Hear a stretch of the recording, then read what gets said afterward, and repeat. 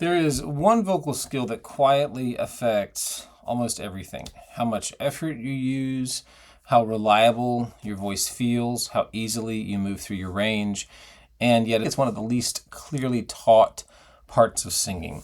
Most singers don't struggle because they are weak or untrained or doing something wrong. They struggle because this part of the system has never been made visible. In this video, I want to show you the overlooked skill that often relieves strain faster than almost anything else. So let's talk about phonation. Phonation is simply how your vocal folds come together and vibrate. Not breath, not resonance, the vibration event itself. Of course, there is no phonation without breath. There is no phonation without resonance affecting it. But we're going to sort of take a look at the vibratory event in the larynx in isolation, at least isolating our focus. Remember, all systems are always working together, but we're just going to zero in on phonation today. And hey there, if you're new here, my name is Dan Calloway. I teach musical theater voice and vocal pedagogy at Boston Conservatory at Berkeley. I help singers make sense out of how the systems of their voice work together and hopefully bring clarity to things that can feel really confusing. I'm glad you're here with me today. Most singers are taught about breath first, and breath is really important, but phonation sits right at the center of the system. So if the vocal folds are too pressed, everything and above can work really hard. If they're too open, you can leak out some air and not have a lot of efficiency, although sometimes we like to make breathy sounds. And then if it's quite balanced, kind of like a 50-50 situation, the rest of the system can usually cooperate. So we're going to be really looking at this sort of continuum of like very, very open phonation, very, very closed phonation, and more of like a balanced situation. So phonation acts kind of like a volume knob or an intensity EQ. It can sort of calibrate how much work the rest of your body has to do. When it's balanced, strain can really melt away without you trying to fix anything else. So let's explore those three basic phonation qualities I alluded to earlier. First, let's try this very breathy so notice how much air escapes, how little sound you get for the effort. Yeah, so that's very, very, what we call that open phase. The folds are spending a lot of time apart. Now let's go to the other end of that spectrum, and I want you to find a very firm, kind of pressed, it's cracking me up. Now, how dense and effortful that feels, right? It's quite dense and effortful. Two very opposite ends of that spectrum. So finally, let's do a gentle or like a tongue trill, or even just like a blowfish. These sort of SOVTs moving into like yeah. Not breathy, not pressed, just very present there in the middle. That's sort of like your 50-50 phonation there in the middle. So that third option is what we're aiming for most of the time. It is a balanced relationship between air and vibration. Already, a lot of singers feel less strain just from that little shift. So here's the key insight on this. Phonation isn't on or off, right? It's always a continuum and it's always adjustable. So the good news is if I'm feeling really pressed in my phonation and I want to ease off, I can.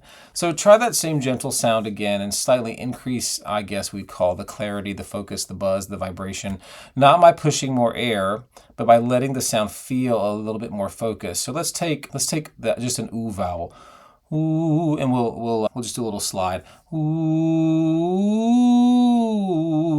Now let's increase clarity. So I'll say this is 50-50. I'll close phonation just a little bit more as I increase pitch. Ooh.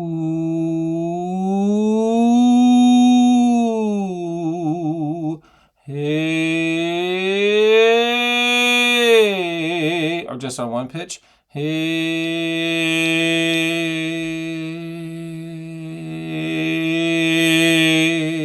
But just letting the sound feel what we would call a bit more focused. Then back off again. Hey.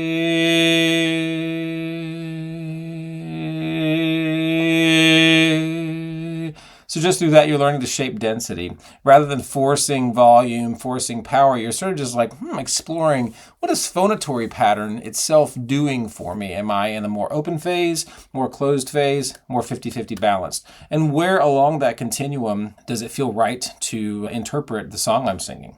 So you might have a really breathy moment if you're singing some contemporary folk. You might have a very intense closed phase moment if you're belting in musical theater, if you're screaming in rock, if you're singing some very intensely powerful Western classically informed singing. Yeah, most of the time we want to live sort of in this 50-50 zone, but just noting the continuum is a big, big deal. And it can solve a lot of problems very, very quickly. This allows you to sing louder without shouting, softer without kind of disappearing. It's also a skill that makes higher notes far less dramatic and scary, okay? So here's a useful question when strain shows up.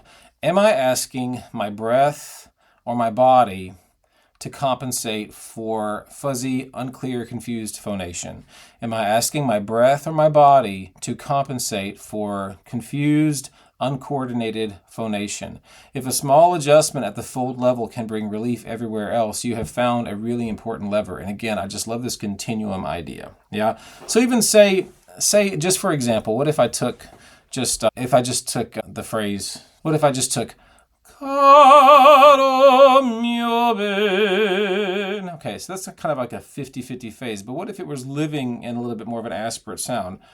Caro mio ben. Not that you couldn't put some breathy in there if you wanted later in the song, right?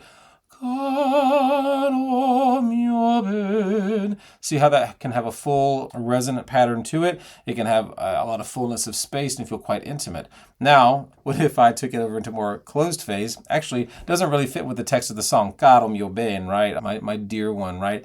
Caro mio ben. To me, feels a little pushed. So it's interesting to play around with that spectrum because you'll notice, oh, that feels authentic to that song. Oh, that doesn't feel authentic to that song. You can just sort of see what seems to fit the stylistic world that you're trying to create. In musical theater singing, even just taking a phrase like, if I loved you, right? 50-50 land, longing to tell you. But if I took it over here, longing to tell you, that's an option.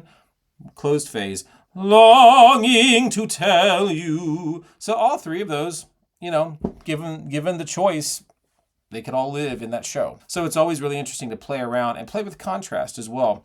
Contrast is a really powerful tool to understand, oh, that's that one. And so you have a clear map as you're singing and making choices. If this idea is clicking for you, if you are finding a systems level understanding of the voice helpful and it's helping you connect things up and to meet yourself with curiosity and connection, I've got a free voice map overview that shows you how phonation sits in relationship to breath, resonance, and articulation, and all of the systems of the voice. That is going to help you see why working here at the phonatory pattern often has such big impact. And it links up to deep dive videos on the YouTube channel as well that will guide you on a system by system level. You can grab that in the link below. It is free. It'll also connect you to my email list where I share longer form teaching and reflections. So yeah, phonation is definitely not something to obsess over. It is something to befriend, make friends with your phonation. When we learn to notice how our vocal folds are vibrating, it stops being a fight. We stop fighting our instrument. We start working with it. We start collaborating with it. We're observing it in a gentle, curious way. This is also why no single cue works forever. Different styles, dynamics, emotions ask for different densities. Again, different styles, different worlds of sound and style. They're going to ask for varying densities and different densities within the same song, within the same style. Always emotionally connected, identity connected. The goal is not one perfect setting. Yeah, a lot of times we're like, what's the perfect thing for all the time? No, it is adaptability because we're singing over time. It's happening in time and it's always changing. If singing has felt effortful for you, I hope this opens a new door for you. Relief does not always come from doing more. In fact, it usually comes from doing less. So sometimes it comes from understanding what's already happening.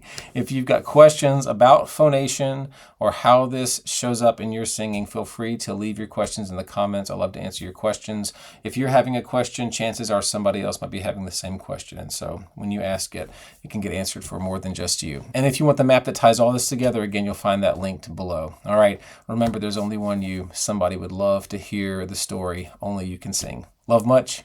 Now go sing.